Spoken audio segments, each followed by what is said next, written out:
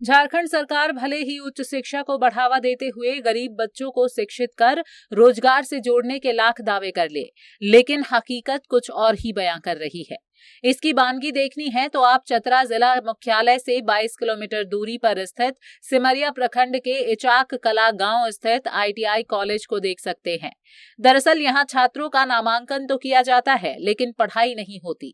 बिना ज्ञान पाए ही छात्रों का परीक्षा फॉर्म भरवा दिया जाता है, यानी बिना पढ़ाई और क्लास के ही छात्र पास भी कर दिए जाते हैं। 4 साल बीत जाने के बावजूद इस संस्थान में एक भी शिक्षक की नियुक्ति नहीं हो सकी है। छात्र औद्योगिक शिक्षा से दूर हैं। यहाँ हर साल 160 छात्रों का नामांकन का लक्ष्य है और इस संस्थान में छात्र जैसे तैसे पढ़ाई कर सत्र पूरा कर रहे हैं।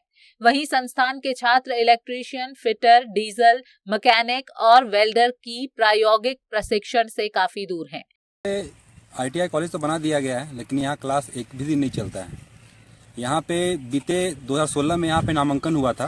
2016 में नामांकन होने के पश्चात एक दिन भी यहाँ पे क्लास किसी भी विद्यार्थी का नहीं लिया गया। मानते हैं कि 2020 में कोरोना काल की वजह से क्लास नहीं हो पाया, लेकिन उससे पहले भी क्लास नहीं हो पाया। और जब ये अभी क्लास सभी जगह ओपन हो गए हैं, लेकिन फिर भी यहाँ पे क्लास होने की कोई संभावना दिखती नजर नहीं आ रही।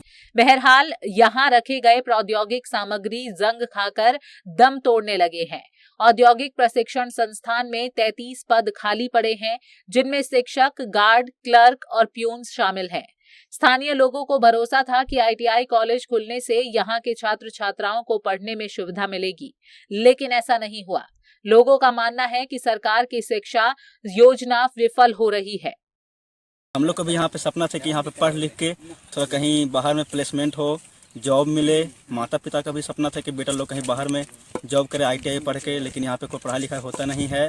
प्लस में यहाँ पे सामान है जो सब जंग खा रहा है और मतलब कुछ नहीं हुआ है, सिर्फ फॉर्म और एडमिशन और एग्जाम हुआ है, ऐसी डिग्री दे। सूबे के श्रम एवं नियोजन मंत्री सत्यानंद भोक्ता ने भी निरीक्षण के दौरान कॉलेज में पढ़ाई नहीं होने पर नाराजगी जाहिर की।